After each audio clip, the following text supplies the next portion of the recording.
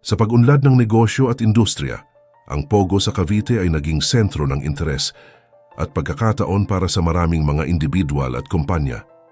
Ang pagpasok ng Philippine Offshore Gaming Operators sa Cavite ay hindi lamang nagbibigay ng bagong pagkakataon sa ekonomiya ng lugar, kundi pati na rin sa pagpapalago ng trabaho at oportunidad para sa lokal at dayuhang manggagawa.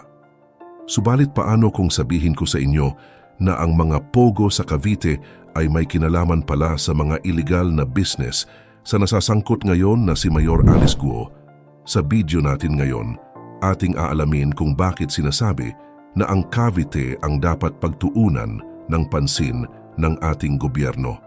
Noong nakaraan nating video, na-topic ko na ni-raid ang Pogo Hub sa Tarlac, kung saan nasabat ang napakaraming illegal na dokumento, mga pera, mga torture equipment at mga illegal na droga. Isa rin sa naging sentro nito ang pagkakasangkot ni Mayor Alice Guo, na sinasabing espiya ng China na gustong makapasok sa bansa para magkaroon ng impluensya at makuha ang mga sensitibong impormasyon ng gobyerno.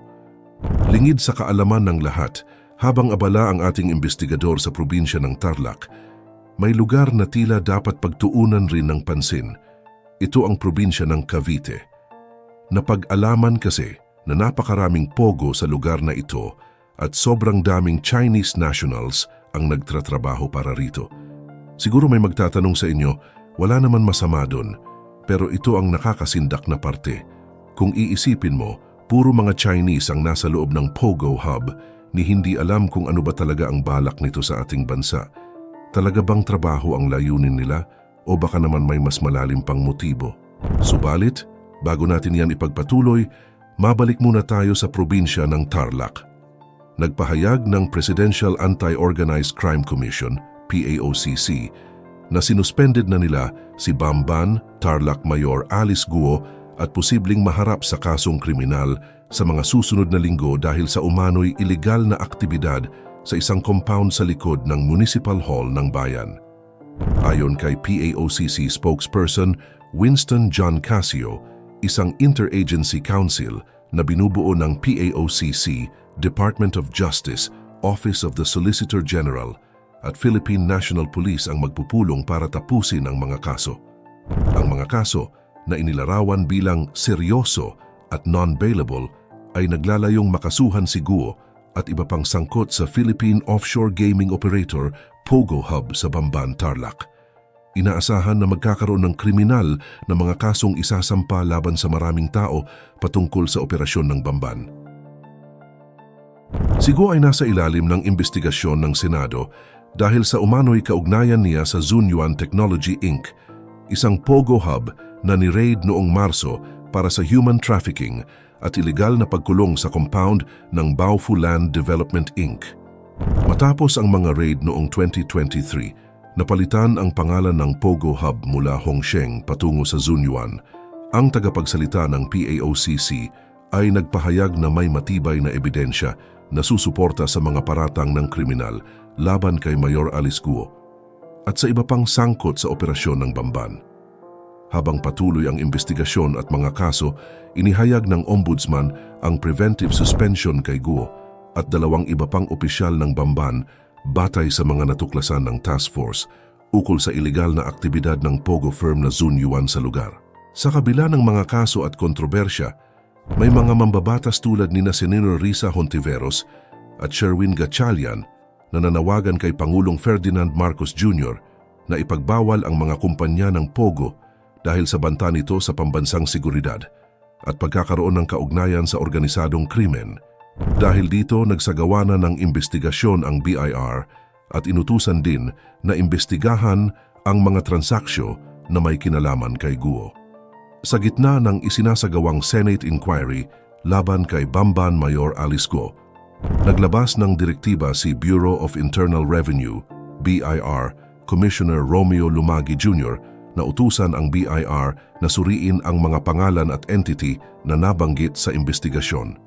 Inihayag ni Lumagi na ang BIR ay magbibigay ng buong kooperasyon sa Senado at mag-iimbestiga sa mga nabanggit na individual at entity, pati na rin ang kanilang naipong yaman. Siniguro ni Lumagi na susunod ang BIR sa due process at magsasampa ng kaso kung hindi tumugma ang kita na inideklara sa BIR sa halaga ng ari-arian na naipon sa mga tao ng pagbubuwis. Ang mga kriminal na kaso para sa pag-iwas sa buwis ay maaaring isampa laban sa mga sangkot na individual at entity. Pinangako ni Lumagui sa publiko na ang BIR ay magiging mapagmatiyag sa investigasyon ng Senado at itinataguyod ang tamang pagbabayad ng buwis. Inihayag din niya na ang mga dokumento at ebidensya na maihahain ng pribadong sektor o ng ahensya ng gobyerno ay magiging mahalagang suporta sa audit kay Mayor Guo at sa mga kumpanyang nabanggit. Kamakailan lamang, iniutos ng Office of the Ombudsman ang suspensyon kay Guo at 2 iba pa hanggang 6 na buwan kaugnay ng mga kaso ng graft na isinampa ng Department of the Interior and Local Government, DILG. Pinararatangan si Guo na pinapayagan ang ilegal na operasyon ng Philippine Offshore Gaming Operators, POGOS, sa Bamban. Ngayon mabalik na tayo sa Cavite. Sinabi ko kanina na nasa Cavite rin ang pinakamalaking POGO hub sa bansa. Sa pag-iimbestiga na pag-alaman na halos nasa 36 hektaryang resort na dating kilala bilang Island Cove ay binago at ginawang Philippine Offshore Gaming Operator, POGO Island. Nakasalukuyang nagtatampok ng kapasidad na tumanggap ng humigit kumulang 20,000 hanggang 50,000 manggagawang Chino. Mula pa 2016, nagsimula itong gawing POGO Hub. Isipin mo mabuti, 20,000 to 50,000 na Chinese ang nasa resort na iyon. Ganon kadami ang mga Chinese na nakapasok sa ating bansa. Ang nakakatakot dito, wala tayong kaalam-alam kung ito nga ba ay mga ordinaryong mga Chinese o baka mga sundalo ng China. Mas lalong tumibay ang kanilang hinala nang makita ang iilan sa mga uniforme na mula sa People's Liberation Army ng China. Napakarami ring baril ang nasakote at mga illegal drugs na nagkalat sa mga kwarto ng resorts. Talagang nakakasindak ang pangyayaring ito dahil sa dami ng mga Chinese na nasa ating bansa pala, kaya nitong magsagawa ng malawakang paglusob kung ito nga ay talagang mga Chinese Army. Isa pa sa talagang nakakagulat dito ay ang pagkakasangkot ng mga matataas na opisyal sa gobyerno. Kung iisipin mo, paano ang ganoong kalaking POGO Hub na naglalaman ng napakaraming Chinese ay malayang nakakapag-operate at hindi magawang mahuli at maimbestigahan noon? Totoo, kaya ang hinala na baka may kasabwat nga na nasa gobyerno. At ito ang nagiging dahilan kung bakit malakas ang loob ng mga ito na mag-operate sa bansa. Ang nasabing property ay dating pagmamay-ari ng pamilya Remula, ngunit naibenta ito noong 2018 sa mga Chinese-Filipino investors na aktibo sa POGO operations, bagaman hindi sila binansagang ng pangalan. Sa pagsisiyasat sa umano'y kaugnayan ng pamilyang Remula sa Philippine Offshore Gaming Operation, POGO, sa Island Cove sa Cavite, naglilinaw si Cavite Governor John Vic Remula na hindi sila sangkot sa anumang POGO operation at hindi nila pagmamay-ari ang dating resort na itinala bilang gaming center. Ayon kay Governor Remula, naglabas siya ng ilang mga patunay sa pamamagitan ng isang Facebook post nitong Biyernes patungkol sa Island Cove, na dating resort na pag-aari ng kanilang pamilya na naging POGO site.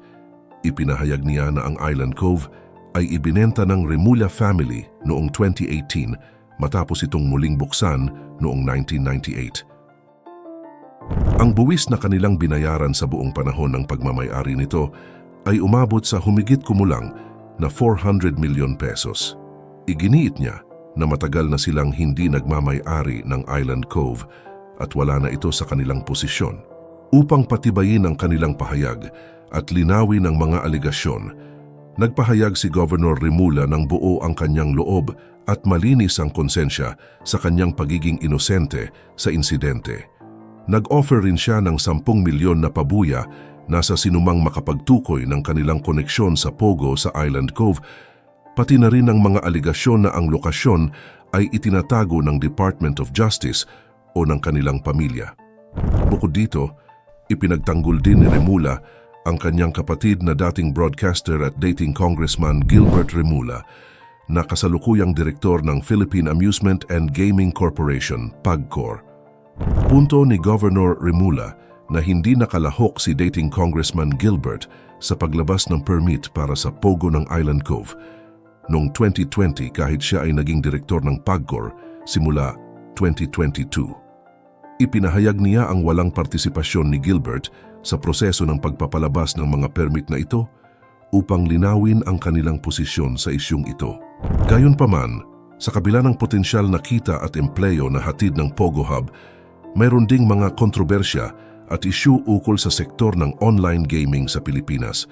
Ang pagsulpot ng Pogo Hubs at ang pagdami ng Chinese workers ay nagbibigay ng epekto sa lokal na ekonomiya, empleyo at socio-cultural landscape ng mga komunidad na apektado.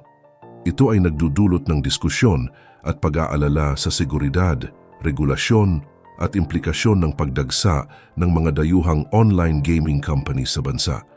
Sa huli, ang pagiging tanyag ng Cavite bilang destinasyon para sa Pogo ay naglalaman ng mga potensyal na disadvantage para sa ating seguridad. Dapat maging hamon ito sa ating gobyerno na paigtingin ang pagbabantay sa mga nakakapasok sa bansa upang walang mangyaring aberya.